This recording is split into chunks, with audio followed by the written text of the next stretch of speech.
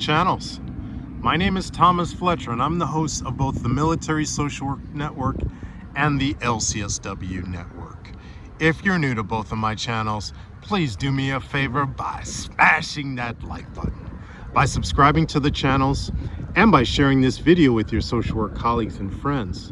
The purpose of both of these channels is to create a community of hope and support, where social workers can come for relevant news, information, and inspiration.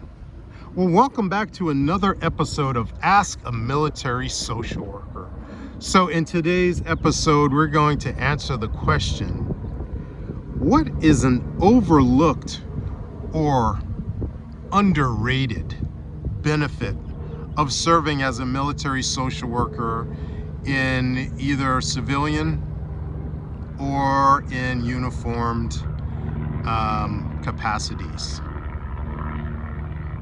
I was talking to my wife about this a few days ago, and I think one of the most underrated benefits from serving both as a reservist and serving as a civilian social worker in the Department of Veterans Affairs is access to free continuing education units for licensing, for my license as a clinical social worker. This may seem basic, this may seem like a simple thing, but it's really not. As social workers, as LCSWs, we can spend a lot of money in the private sector for continuing education credits. And believe you me, as a social worker who's been in the field for over 30 years now, I have spent a lot of money in the past on continuing education for my licenses over the many years that I've been licensed. But one of the things that, first I'll speak about the Department of Veterans Affairs, and let me just put out my disclaimer, my regular disclaimer: this video is not being endorsed, sponsored, or promoted by any military or governmental agencies. The views and opinions stated in this video are mine alone. So with that, the Department of Veterans Affairs offers an abundance of free continuing education for all of its clinical staff. Whether you're a medical doctor, a PhD psychologist, an LCSW, LMSW, physical therapist, a nurse, psychiatrist, all of the licensed professions, LMFT. The Department of Veterans Affairs, again, provides an abundance of free, F-R-E-E, free continuing education for its staff members. If you really think about this, this is another fringe benefit of working for the Department of Veterans Affairs. That you could, if you were to calculate, how much money you would spend in the private sector to get these CEUs, we're talking hundreds to thousands of dollars per year. Okay. We have multiple platforms within the Department of Veterans Affairs. We have Training Management System, TMS. We have another one called VHA Train, TRAIN. Please don't ask me. I will put the description. I will put it in the description, but I can't tell you what that acronym stands for, but I'm sure the T stands for training.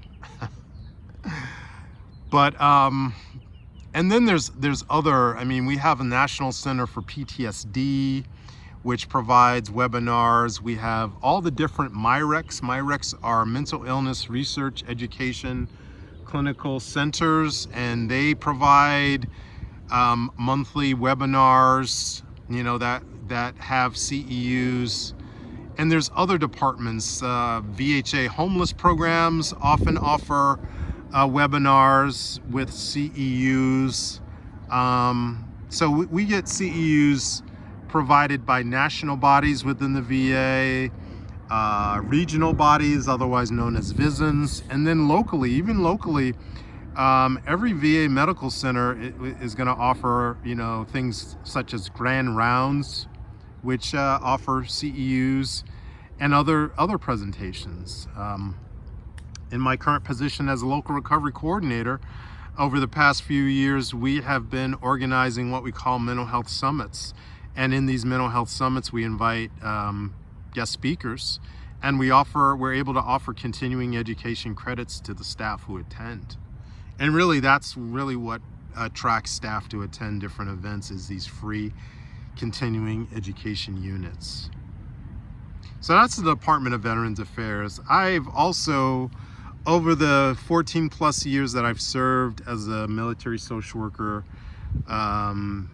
with the US Army Reserve components, I have also received continuing education credits, free as well, free continuing education through the Army, through different trainings that they've sent me to. And again, if I had to attend these trainings in the private sector, I'd be spending hundreds to thousands of dollars for these trainings, right? So I think this is a really underrated, undervalued fringe benefit of serving as a military social worker in both the Department of Veterans Affairs and as a uniformed social worker in the US Army.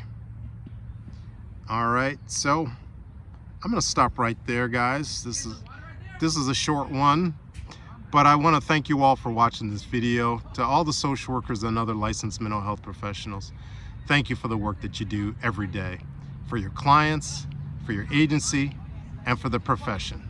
Please continue to support each other and yourselves. Bye for now.